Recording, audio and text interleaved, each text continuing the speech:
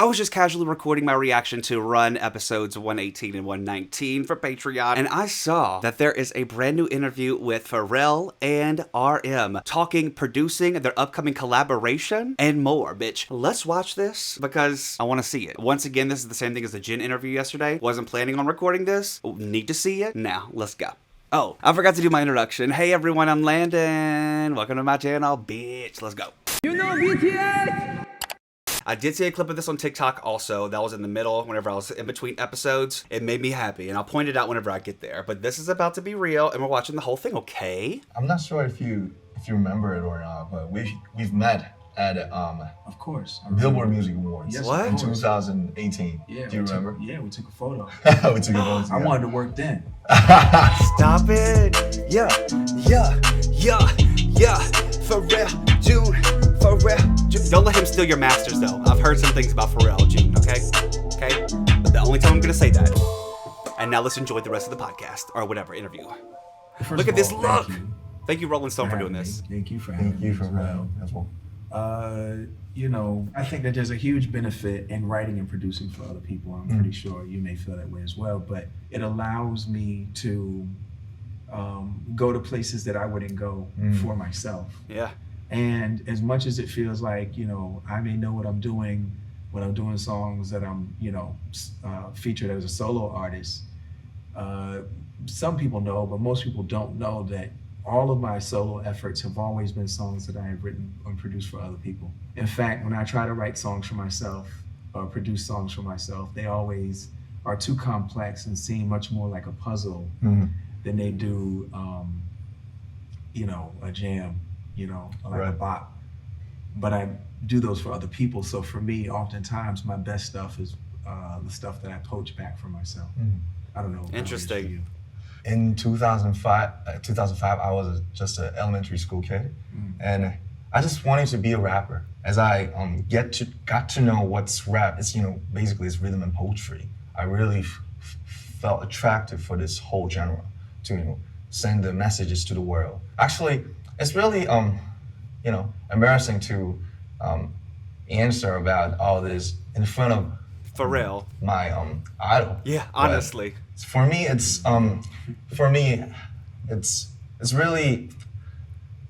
really more comfy to mostly for me. I write somebody's lyrics or the melodies for other artists. Not as many as you, but it feels like it gives me another avatars and characters. Yes. Yes. So when it comes to me, it's a complex, and it always comes with the pain, to confess. But it's still the most important part for me. I can relate to that. I think the pain part for me is probably the fun part, because that's like some of the most vivid paint that we can use as artists when we're like filling in what we want to be a powerful verse. It's like, okay, does it hurt enough? Or does it feel good enough? True. So You have to I feel understand something. you there when you say, you inject the pain in your verses to make sure that like, Right. they're strong. Uh-huh. I agree. I was wondering the creative process, how it's different for you yourself, like In My Mind or Girl, or between the songs you made for the others, like the singers or the rappers, or like clips, grinding, of course. I just wonder the difference, from the scratch. So when an artist walks in, they ask for something. Like a track or They'll idea? say, I just want something hard, or I want something darker, or I want, something that's like for the club, like, banger. you know what I'm saying, a banger, like. And so I'm considering what they're looking for, but I'm also thinking about like the texture of their voice, and the patterns and the melodies that they do usually. Then I think about how I can give them something very different than they've ever done before. And so when you mix all of that together, That's crazy. Yeah. a lot of times, an artist will say, man, that's a little different for me or whatever. And then I'll go ahead and reference it and, sell it to someone else. And then like oftentimes that same person will come back to me and say, "Man, why didn't you play me that?" And I was like, I did play you that, but they weren't hearing it in that way. Wow, that's the fun part. Yeah, that's the fun part. But then there are people who jump out the window and they go ahead and try it. Because my whole thing is just try. it. Yeah, you don't have to put it out. Right. But people are so good at what they do. Sometimes they're afraid to explore different parts of their voice, different parts of their personality, and different parts of their career. So, they're a little like hesitant. But for the ones that do try it, they get to experience something new. And look, if we decide at the end of the day it's just not right for them, it's not right for them. But go out and take a chance. You got to hear a different side. Yeah. And that's my favorite part of writing and producing for other people. Like a challenging. Yeah. Yeah, I love this too. I love watching June take all of this inspiration and all of these ideas in. You can see it in his head. All of the things are ticking, all the gears are moving. He's like taking in this advice and not only just like listening to it, but taking it and digesting it like in front of our eyes. Does that make sense? I don't know. I think that him being in front of Pharrell here obviously is such an amazing moment for him. Like he said, it was his hero. But just to talk to somebody that is so well known and works with so many people in the world. Oh my God, I can't believe they're going to talk about a collab too. You're going to hear the little Pharrell doom, doom, doom in the beginning on the next RM mixtape coming out November apparently. Bitch, it's the month. It's this month. So here comes another thing. Okay. I started to listen to music. I mean, like the hip hop music in 2005. I started with the Nas and Eminem. Okay. Of course, the classics. Paying But homage. as I get to know you, when I first listened to your song, especially, I just want to point out "Take It Off," because that's my playlist, one of the playlists. Whoa. So That's crazy. when I listened to it, I even translated into Korean and I just recorded once when I was an amateur. Whoa. So when I listened to it, I just always been wanting to have the frequency, like because you always cross over this. Yeah. These days, genre doesn't mean anything, but I think at that time, was like some rappers really criticize the rappers who sing or use the autotunes. Right. But I don't know, you started your career as a producer, or so you're like very natural for that. But I always wanted to have the frequency like you. Like it sometimes it's just singing. It could be falsetto. Sometimes you rap. Sometimes you just sang the hook for the other artist, like some dog. And so how do you position yourself when you participate in a song as a player? Like, wow. First of all, these are great questions. Thank you. And no one's ever asked me that. Oh, really? Or not.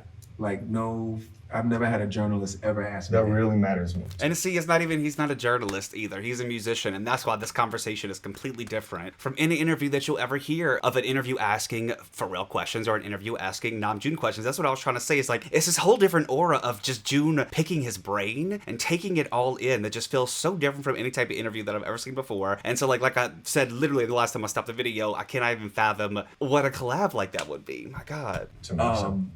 Wow, so, and that's like no cap. Like you real. Believe it or not, no one's and it sounds like they could have, and because it's such an obvious question, but no one's ever asked me that. So I'm blown away by that. Everything I make decisions based off of feeling. I don't make them based off of convention. I gotta rap. I gotta sing. Yeah, it's just whatever it feels like it needs. And I'm gonna channel it as best as I can because I'm trying to tell somebody else who's gonna be better than me to do it. And oftentimes what will happen was artists will be like, "Nah, we want you to stay on there." And I'll be like, "No, but it's for this person." I didn't sing it fully. Yeah. I channel what I feel like is missing, and I forget that it's gonna be me, because if I think that it's gonna be me, then it won't be as good and I won't be as confident. I'm only confident knowing that I'm giving the instruction and the directives to someone else. Like, for example, there's a record that I did with Mystical a long time ago called Mystical. Wow. Yeah, Mystical too. Shake Your Ass, right? So when I did that record, I was thinking like, writing wise. Not Pharrell telling June like this could be out of context. Long time ago. Sorry. Mystical. Wow. Yeah, Shake Your Ass, right? So when I did that record, I was thinking like, get out. Writing wise, Chad and I produced it together, but thinking Mystical as a very unique artist. I was writing that hook, I was pretending that like Eddie Kendricks from the Temptations Oh. Could do it. And I remember saying to them, "Oh man, we're gonna get like, we're gonna get the guy from the Temptations to do it." And they were like, "Nah, the record company wants you to stay on that." I was like, "Wait, what?" It's not so me. It was like this weird thing where like I started to realize that was my sweet spot, is when I channel other people and I surrender to what the music needs and not let my ego or my feelings get involved. And then I actually make better decisions, whether it's going to be me on the song at the end of the day or the not. other artist. Yeah. Or another artist. That makes so much sense. Honestly, I think I told y'all know this. I've been working on shit for myself. I've been working on my type of stuff for me. But what people don't know is that there's like years ago, I actually did this. My challenge was to write songs for as many different artists as I could. And I love those songs. They're not for me, at the end of the day, but like, it was so much fun to like channel in different people. Okay, look, I'm kind of in the mood to show y'all. So, okay, so look, let's just go through them really quick because I wrote for 8 different people. Okay, y'all, let's do this. This is gonna be fun. I'm sorry to interrupt. I don't really care. I mean, that's honestly my video. Y'all can go watch the other things, but I haven't listened to these songs in years, probably 2 years. Okay, so we'll start with my song for Shawn Mendes. This is called Brand New. You would never leave my side. I can't believe that I believed all the lies. Can't count on 2 hands how many times I tried to revive a little life into the fire. Feel like I've been turning water into wine. No miracles or daisies or cloud 9. I can take another damn day of this love, pain, heartbreak. Saying that you love me, but it's all fake. Saying that you're different, but it's all the same. Saying that you miss me, but you far away. And I thought that I couldn't live without you, but it's clear now that it is not all true. Anyway, that's Shawn Mendes. I don't know how much I'm going to put into this. Don't get mad at me. This is a version for Blake Shelton. Yes, I went through my country era. I was writing for everybody. It was a challenge, right? Every word on the page of the story that we made is one that I could read a million times. And all these verses, they have purpose. You're the love I'll never forget in my life. I'm not a singer. It's a demo. And every day we spend a treasure. It's a love I cannot measure. Let me stop. All right, back to the interview. I have cut it up significantly, but I just had like a 15-minute jam session of my old music here. I'll add some more maybe to the end. I don't know. Because there's no way y'all gonna stay in the middle of this. We still have 15 minutes left of this interview. Okay, let's go. Artists, I filled in the blank and given them a different feelings and not let my ego or my feelings get involved. And then I actually make better decisions, whether it's going to be me on the song at the end of the day or the not, other artist. or another artist. I filled in the blank and given them a different feeling. And oftentimes, sometimes I would be sharp, when I'm singing on there, but it just felt good. And That's how I felt with we those would two. just leave it. So I'm not sure if you remember it or not, but we've met at Of course. Billboard Music course, Awards baby. in How could I forget? 2018. Yeah, Do you remember? How Yeah, could I we took a forget? photo. We took a photo I together. wanted to work then. Oh, But I didn't want to like, Shut up. be aggressive. So I was Shut like, up. so- You should have been Okay. aggressive. But, You were nice. but I really Yeah. wanted to, I was like, yo, let's leave. I think we took a photo backstage. Yeah, backstage in your room actually. Yeah, and then like I was working in a studio not too far off, and I really wanted to be like, yo, fuck all of this. No, you know what? Let me correct this because I don't want your fan base to be mad at me. yeah. Using this Why kind of not? language. Yep, there you go. No, they're But not bad. man, I was They're like, man, badass. I wanted to be like, listen, let's leave here right now and go make some great music because I just loved everything that you guys were doing. I love your energy and I love what it is that you represent. At such a time when, our Asian brothers and sisters and fellow Asian human beings that maybe don't identify necessarily binarily in a binary way, the Asian community just been going through so much These days, yeah. and Gradually, more and more. the Asian community has given me so much, And I really feel like y'all's energy, you're also showing like artist periods, not just like in different, not just Say in it. one specific Say it. genre. Say it. But I think you're just like also showing people that like you don't have to be, you can be humble. You guys, your energy is very, there's a lot of humility that you all vibrate. Like I to be think the that's a top and to great still be like this, down to earth. energy. That's What why we people love don't them. realize is like when you have, you know, literally, you know, hundreds of millions of fans, and you encounter them, you know, 20 and 50 and 100,000 at a time. Can't notice a single face, you know. It's just a mess. It's M-A-S. That's not a mass, not a it's, mess. It's a mass. It's a mass. And it is a massive Mass. voice. And it is a massive, using that word mass, it is a massive energy coming at you. And you say jump. And then they jump. And they jump. And you sing, and they sing every word. Right. And you know that you can feel through their voices that so many of their lives have been affected and changed because of something that you've done. That's I what don't know how only you. believe. I don't know how you do that because I've had a couple songs do that, and then when I get out there and go sing it, that would make me cry because it was They too much cry of a lot. responsibility. Every time I get that close to that size and what I do as a musician, I always step back. Oh, why? It's like, is it too heavy? It's like It's too heavy, too man. much? It's too much of a responsibility. That's why I really revere people like yourself and you know your band I members love hearing and that.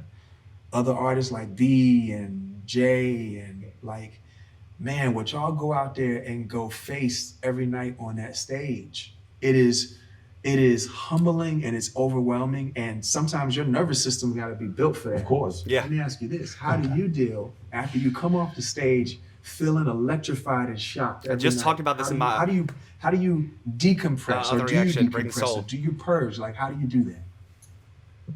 It's, you know,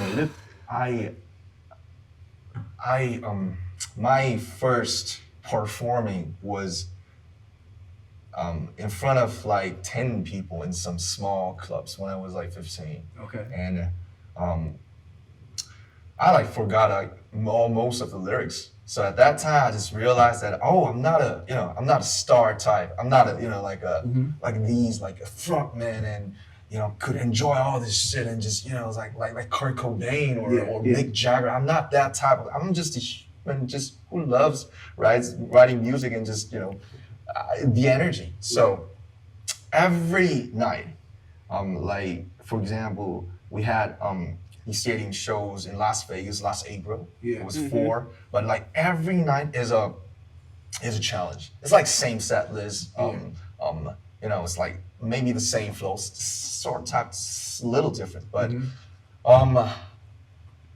just like you said, that moment, like after we finished the first 3 beginning songs, and then we, take out the earphones, and then we're just like, No, say it. we're fucking bad. It's like, Yeah. it's No, like you said it. everybody You just say it, shouting out. At that moment, that's when I really gets all the nerves, and like there's a different me persona for the next 2 hours and a half. But before that, from Listen the to that rehearsal 3-hour show, and okay? even in the plane, I got really In your head. really nervous and so responsible because I really am aware of the stories that fans buy the tickets and they come from Brazil, from Japan, Korea, from everywhere. They just come there for just that one night. So it feels me like I have to pay back. I have to give them. I have to offer them the best night ever in their lives.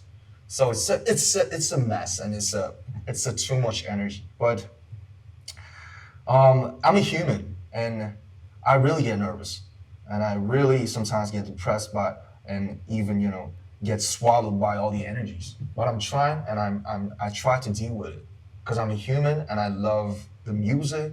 I love their love because I think love is Live for the love, really baby. happening when we give somebody, not we receive. Yeah, we take. Yeah. So I think it's more closer to the real love, I guess, personally. So I just want to give them back. You know, they brought us from just a small city in Korea all the way back to the heart of this music industry. Yeah. Las Vegas, LA, New York.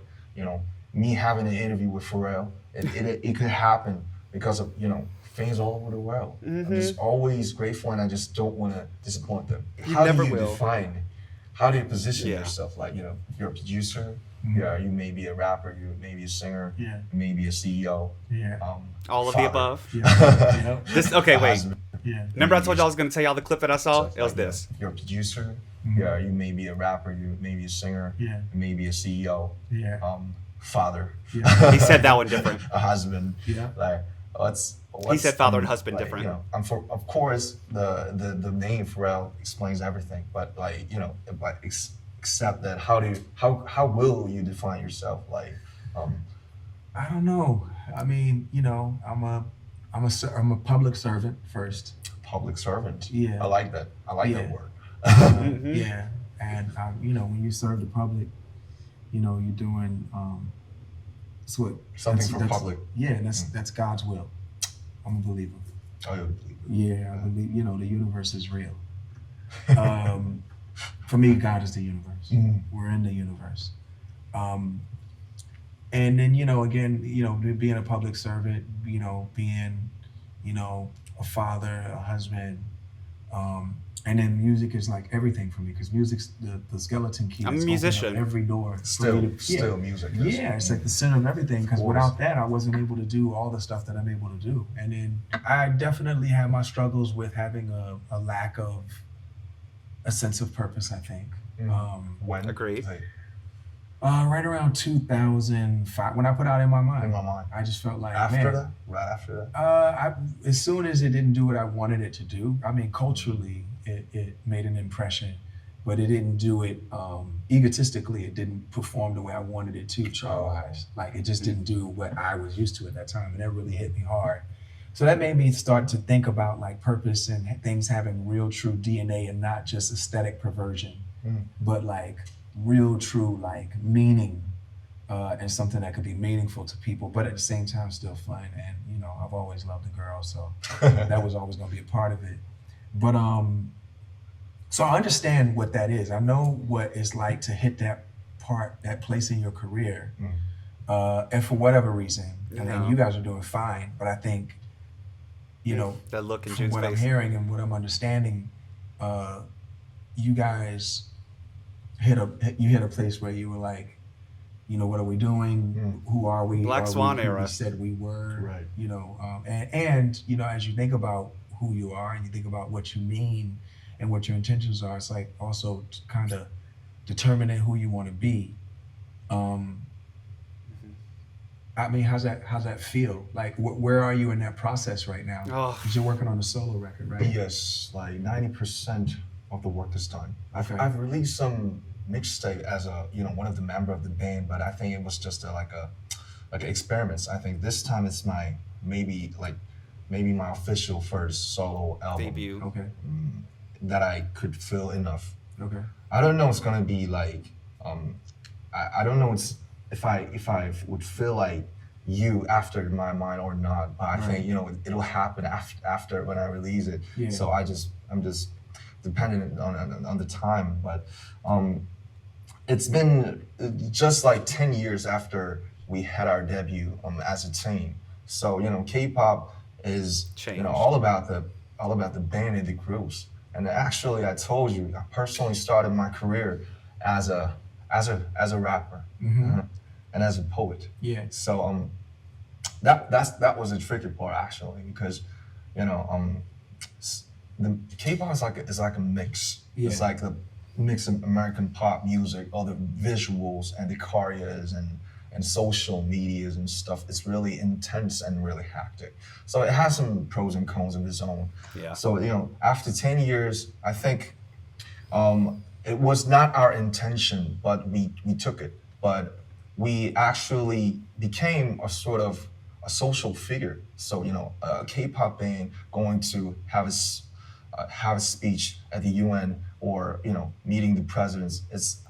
like I think I was really confused that I'm what am I doing what am here? I, like a diplomat or what? Yeah, So, exactly. I was just a small rapper and lyricist when I was young, like from the scratch. So it was 10 years really intense as a team, and I actually was in charge like almost all of the interviews and Yeah, so much on him. representing the team, like The in front leadership. of the other members. That was my stuff, I guess, role. Yeah. So I think I got really I don't know, like, Exhausted. yo, I gotta stop this for a bit. I gotta shut it down and just fall from it away, and then just see what's going on. Making my mind really calm down. Yeah. And then I think so that's how I got to concentrate on my just solo. And these days I really have been thinking about the 15 when I first listened to you. The first feeling and the vibe and the reason why I started, why I chose music to for my whole life, I guess. So yeah, when I started my music, I was like 14, and now I'm like 28. So it's like just the half. It's like it's like way shorter than you. So I'm in that process. So it's really tricky and confusing, and I just don't know what's going to happen. So if you could give me any advices, because you were Please, in while the, we're and here. you are in the band, and you done the best. It's different NERD. from the K-pop, but you've done a lot of projects, like of course NERD, Neptunes, and of course your solo. Yeah. So How do you balance it? Any thoughts about being in the Neptunes, being in NERD, and having a solo record really helped me, because you do one thing, then you take a break. You do another thing, then you take a break. You do another thing, then Switch you take modes. a break. Not K-pop, and, though. And it allows That's the me to like, craziness. put on different hats and put on different masks. So I understand that, and I know like having that departure is going to make it really fresh for you. I think it's good for you to do that, because then when you come back to it, to the group, team. I think it's going to be, to the team, I think it's going to be super fresh. You're going to have a whole lot of ideas. I would just say continue to move forward, continue to be curious, and don't put any kind of necessary pressure on what it is that you do by saying, no absolutes, like, oh, I will never do music again, or I will never, I wouldn't do any of that. I need to hear would all this just- too. No nevers. No nevers. Just stay along for the ride. Just keep going. Cruising. I love that. Yeah, and just see where you end up. Namjoon's new It's single really called Cruising. interesting. Coming soon. Thank you. Thank It was you. a bless. Pleasure's mine. Yeah. Junie, for real. We in the I'm excited to see what that collab is going to be about. I mean, I don't really think they talked about their collaboration. They said they were going to talk about it a little bit, but maybe I just missed it. I was in my own world. I don't know. But anyway, I hope that y'all enjoyed that. That was not planned. And now I have been recording for about 3.5 hours straight. So this is where my brain's at. I love y'all. I'll be back with more videos soon. Make sure you click like, comment, subscribe. Until then, bye. Okay, wait. They get a little bit better. Don't laugh. It's Post Malone. Pull up, stir, I tell you to jump in. Time to get it bumpin', show you I'm more than a friend. Cause telling you it ain't shit so quick. I can hit it so quick, I can switch into gear, automatic, no stick. That's what you like, right? I can make you laugh, cry, grin, smile every night. I can make you crash while you zooming at the speed of light. Y'all ready for Lana Del Rey? Light it up, set the fire, get it started, take me high. In a dream, I dream of you. Why the fuck is it out? Hold me closer, breathe me in, feel the flames on my skin. Say you need me, say you care, say you love me. Just be there, just be when you say. This is a mess, isn't it? I can't believe. Okay, one more. Who else should I? Okay, should we end it on Dua Lipa? You ready? I saw the way you looked at me, I was blown away. Your walk, your talk, your fit was dripping in that suavite. suavity. Only the real know. You hypnotized me. I wasn't tricked at what I seen, so I linked and speak, and I said, you can get a little bit closer to me if you're interested to see me in all of my color. I can get a little bit closer to you, cause I'm interested to see if we're made for each other. But oh, before you go, make sure you sign that little guest book on the stand next to the door. Join the ranks of the man who came and walked out of my heart in the end. Oh, oh, oh. Make sure you sign it with some hearts on the eyes. Cross out the T's like you crossed me out of your life. All right, that's enough of that shit.